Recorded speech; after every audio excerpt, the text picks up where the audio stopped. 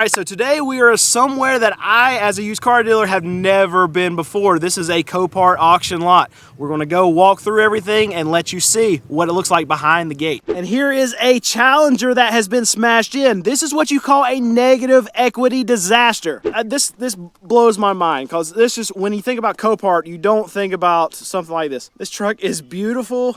There is not one thing wrong with it. All right, game time. See if you can guess what kind of car this is. Check this out. So this was an Escalade, and now it's a compact car. And later on in this video, I'll show you how you can bid on cars just like this Tacoma, even if you don't have a dealer's license. This is what we need. So we used to have little, small, basic trucks. I mean, you got a little bed in it. You've got just a two-seater little truck. You can go to work, get your stuff done. This is what made Ford. This is what made Chevy. This is what made Dodge, Ram great.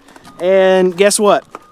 We don't have that anymore. Consumers still remember this. Like, we're not so far removed from having vehicles like this. This was a simpler time. This is where American working people could afford these kind of vehicles, and we're not there. We've gotten away from that in the last decade or so, and it's I don't think it's good for the future outlook of a lot of these American automakers, and they're going to have to figure out how to get it back to that, or they're going to have some big time problems. All right, here this blows my mind, because this is, when you think about COPART, you don't think about something like this. This truck is beautiful. There is not one thing wrong with it. It's clean inside. There's like not even a scratch that I can really find on the truck. It looks fantastic. It looks like it just go onto the dealer lot right now. It has to be either someone's done with their lease, or it has to be a repo. There's not many situations, at least that from what I've talked about with the people that I've talked to at COPART. I don't understand any other scenario where it's here, but this truck's absolutely fantastic. It just blows me away, because I'd never anticipate something like this being at a COPART. My brain doesn't say COPART and beautiful, perfect truck.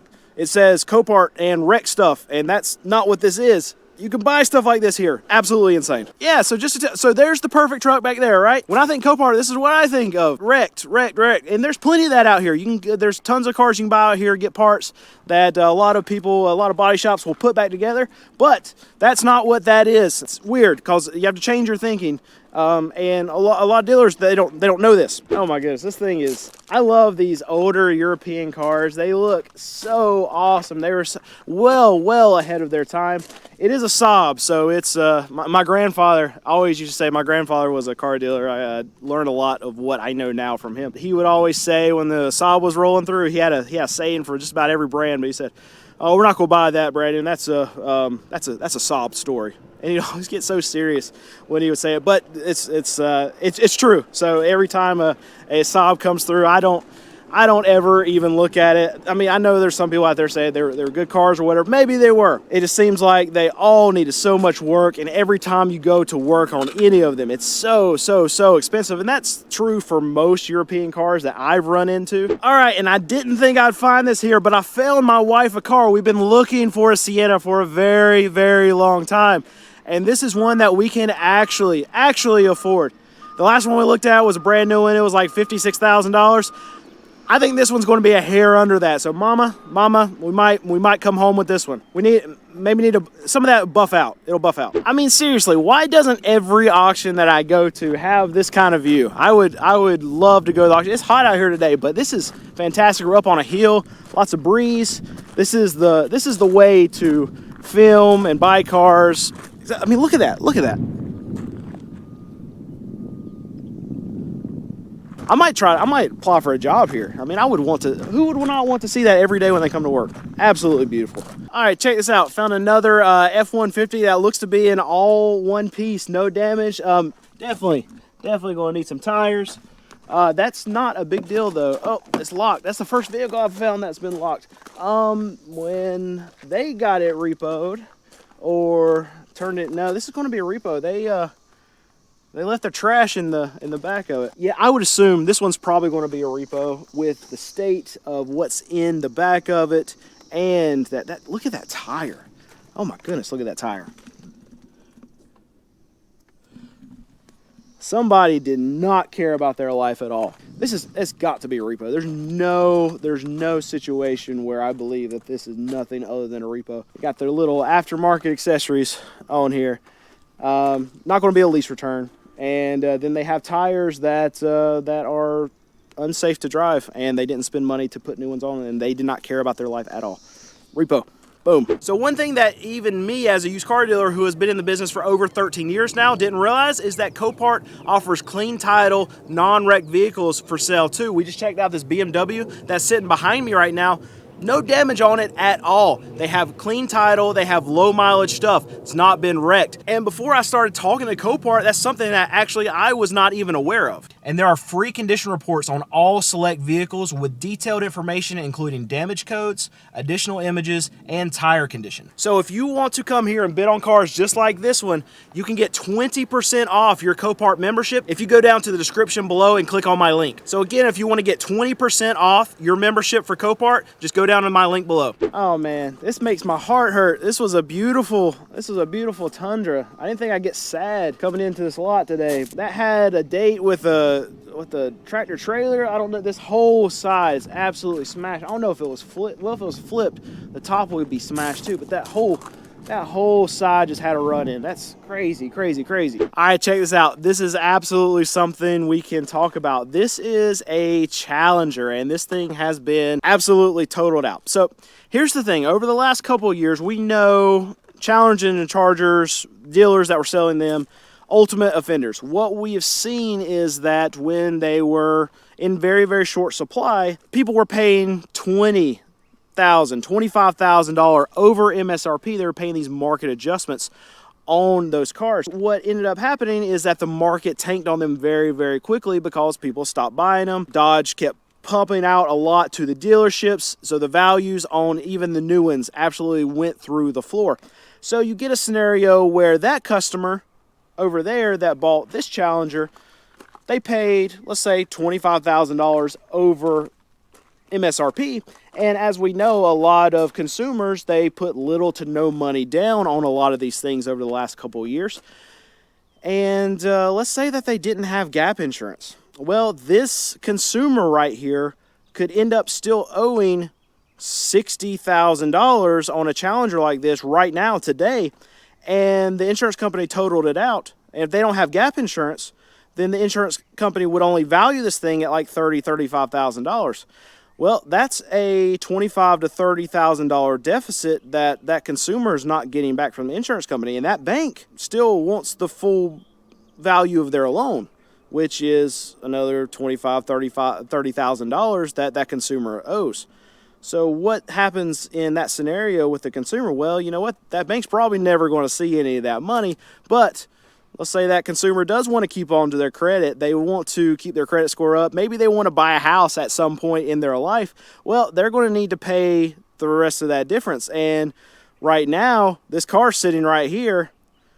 It's out of that consumer's hands because the insurance company has paid them that $30,000, but now they still owe that $25,000 to the bank, and they're just paying for air at this point, and they're going to continue to pay for air until that loan is completely paid off if they want to keep their credit where they can actually buy something again, ever. Yeah, and more cars. There's one right there, one right here, and then one over there, then a Toyota in the back over there, and I think even this Kia, yeah.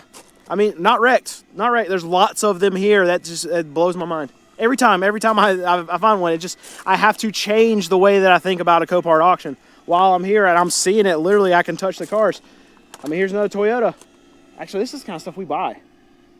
Maybe I need to buy this car. So one thing I have seen a lot here are Tacomas, and like newer ones too. Like this one is, what year is this? This is a 2023 Tacoma, and it's like they all have like the wheel smashed in on this side. Is Tacoma drivers, what are you doing? It's like I've seen like 4 or 5 of them here today with this exact damage right here. What's going on? Somebody tell, if you're a Tacoma driver and this happened to you, what happened? Tell me what happened. So this is interesting right here, and I'm actually seeing a lot more of like these Ford Transit, these delivery vehicles, like work trucks, your basic just fleet style kind of vehicles pop up at auction. And over the last 2 years, we've seen almost zero of these type of vehicles come to any of these auctions, really. And I think it's really telling of our economy. And if our economy is still as good as what we're led to believe, then these companies really need a lot of those vehicles to operate. That's why we never saw any of those kind of cars pop at auction, because as the economy was growing, as businesses were needing these things to operate, as businesses were growing, as there was money everywhere, then those type of vehicles were getting snatched up literally as soon as they entered the marketplace, and the companies were not getting rid of them, because as they were growing, it was still harder to find a lot of these fleet vehicles, a lot of these small business type work vehicles that you just weren't seeing them in the market. And it's not the case right now. Right now we're seeing way more of them enter the marketplace at these used car auctions, and I think it's very telling for our economy that we're seeing more of them now, as what I feel like the economy is getting worse. So I can tell you what I did not expect coming to COPART. We got an email from them, said, okay, come out, film,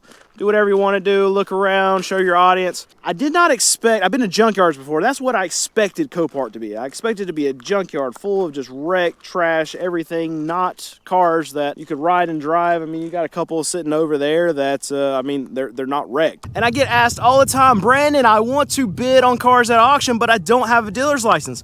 Well, here at COPART, if you're not a dealer, you can still bid on cars that run and drive, like this Honda. You got that Jeep, you got that Mercedes, running and driving cars. You don't have to be a dealer. You can use my coupon code down below and sign up for your membership at COPART and get 20% off. And even if you don't want to buy any of these cars, you can sign up for that membership and see what's available across the country at these COPART auctions. I expected, because I've been to junkyards quite a bit in the last 13 years. I mean, if we need parts, headlights, whatever, then we can buy them off. It's easier now. You can buy them off Amazon, buy them off eBay, and it's almost close to the same price that you can go to a junkyard and pull a part off of a car.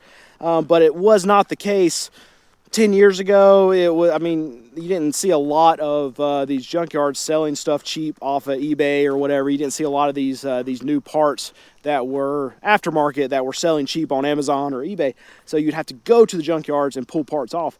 But it's always muddy, it's always nasty, it always smells bad. It's the worst view in the world, but check this out. I got a beautiful view over there. It's graveled, and I don't even have to wear boots out here. I wore tennis shoes. So nice, and not to be up to my knees in mud. I just remember years and years ago going to find that one part from that 1998 Ford Explorer that I had to go get like a seatbelt buckle, or if we had to go get like a side view light that we couldn't find online. It was some kind of part that we could not find online at that time.